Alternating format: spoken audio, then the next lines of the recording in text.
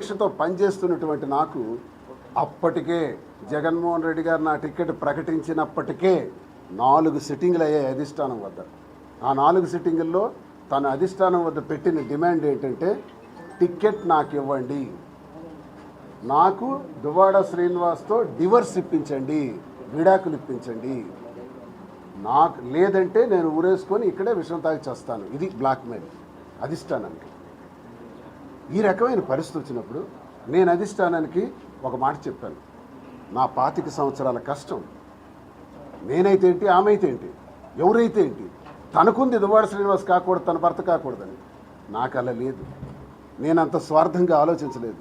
ఎవరైతే ఏమైంది కానీ అనుకున్నాను. జగన్ అన్నకు నచ్చ చెప్పాను, అన్నా మరి నేను పోటీ చేయను, ఆమెకే టికెట్ ఇచ్చేద్దాం అన్నా అన్నాను. అన్న ఒక దశలో లేదు సీను నువ్వే చేయాలి అన్నారు. అన్న నా మాట తప్పైతే క్షమించండి అన్న, నా కుటుంబ వ్యవహారం రోడ్డుకి ఎక్కేస్తుందన్న, ఇబ్బంది ఎక్కువ అవుతుందన్న. గతంలో నువ్వు ఎంపీ టికెట్ ఇచ్చినావు నాకు 2019 సంవత్సరంలో. ఆ రోజు సొంత కుటుంబ సభ్యులనే నా మీదకి పోటీకి పంపిందన్న. మరికొంతమందిని ఉసుగొల్పి ఆ ఎంపీ టికెట్ శ్రీనికి కాదు ఇతనికి ఇవ్వండి అన్నట్టు మీ దగ్గరికి పంపారు. అప్పటి నుంచి ఎప్పటి నుంచో నేను నరకం అనిపిస్తున్నానన్న.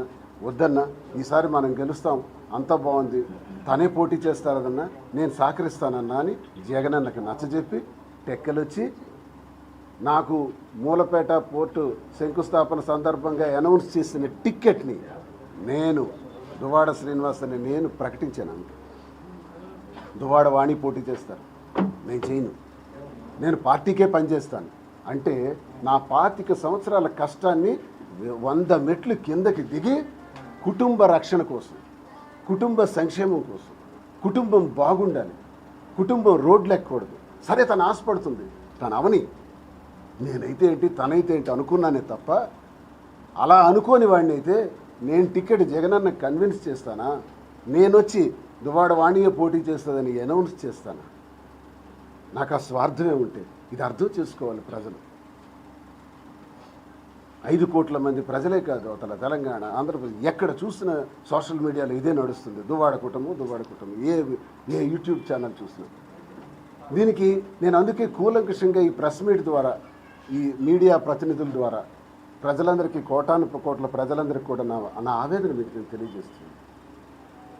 వెంటనే ఆమె పోటీ చేయాలని చెప్పాను, ఒప్పజెప్పేశాను. ఇన్ఛార్జ్ బాధ్యతలు కూడా ఒప్పజెప్పేశాం, తిరగమని చెప్పాం. పార్టీ బలోపేతం చేసే విధంగా నా స్థాయి పని నేను చేస్తున్నాను. ఎమ్మెల్సీగా ఉన్నాను, పని చేసుకుంటూ పోతున్నాను. పని చేసుకుంటూ పోతే 8 నెలలు అయినప్పటికీ పార్టీ గ్రాఫ్ డౌన్ అయింది, పికప్ కాలేదు, క్యాండిడేట్స్ ఎలివేషన్ రాలేదని ఏదో ఇంటెలిజెన్స్ రిపోర్ట్స్ రకరకాల పార్టీకి ఉంటాయి. ఆ రిపోర్ట్స్ మేరకు దువ్వాడ వాణి కాదు దువ్వాడ శ్రీనివాసే పోటీ చేస్తారని జనవరి 12వ తారీఖున మళ్ళీ నా పేరు ప్రకటించడం జరిగింది అధిష్టానం. అప్పటికే సమయం చాలా తక్కువ ఉంది, 3 నెలలు కూడా లేని సమయంలో మళ్ళీ నేను ఎమ్మెల్యేగా ఇప్పుడు పోటీ చేయటం అంటే ఇదంతా మళ్ళీ కొత్త అభ్యర్థిత్వం అని నేను బాధపడుతూనే నేను పనిచేయటం ప్రారంభించాను. ఆ 3 నెలల్లోనే మళ్ళీ కష్టపడి, సరే గెలుపోవటంలో ఎలా ఉంది మనకు అనవసరం, నేనైతే నా స్థాయిలో నేను పనిచేశాను. నేను అంటాను, నా సర్వస్వం, నా 25 ఏళ్ల కష్టాన్ని టికెట్ రూపంలో నీకు వదిలేనే. నేను సంపాదించిన వ్యాపారాలు, నాది గ్రానైట్ వ్యాపారం, నేటికి 25 సంవత్సరాలుగా గ్రానైట్, ఇప్పుడు కూడా గ్రానైట్.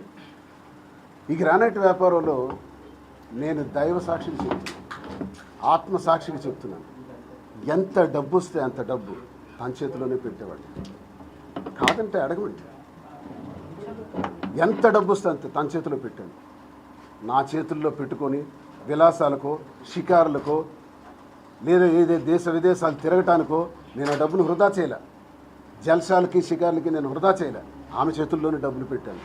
డబ్బు పెట్టడమే నాకు తెలుసు తప్ప లెక్క అడగడం కూడా నాకు తెలియదు. ఏనాడు కూడా ఆ డబ్బులు ఏమైనా, అవేమైనా, ఇవేమైనా నేను ఎప్పుడు అడగల. అంటే ఆమెకు ఆ గౌరవం, హోదా, ఆ స్థితిని నేను ఎప్పుడు ప్రశ్నించాల. నా కష్టాన్ని నేనే పడ్డాను. ఇది డబ్బు ఉన్నప్పుడు, వ్యాపారాలు డౌన్ అయినప్పుడు, లేనప్పుడు కూడా అలాగే చూశాను, ఎక్కడ తగ్గల. కానీ ఈరోజు అన్నీ వదులుకొని, టిక్కెట్ని నీకే వదిలి, నా సంపాదన నీకే వదిలి, అన్నీ వదిలిన తర్వాత నేనేం తప్పు చేశానని, నాకెందుకు ఈ శిక్ష విధించారు, నాకెందుకు ఈ హింస పెట్టింది నా కుటుంబం, నా పిల్లల్ని నా మీద తిరుగుబాటు చేసేటట్టు చేశారు. మొన్న రాత్రి ఇక్కడికి వచ్చారు. అంటే మీకు ఒక విషయం కూడా చెప్పాలి. ఎప్పుడైతే నేను టికెట్ అనౌన్స్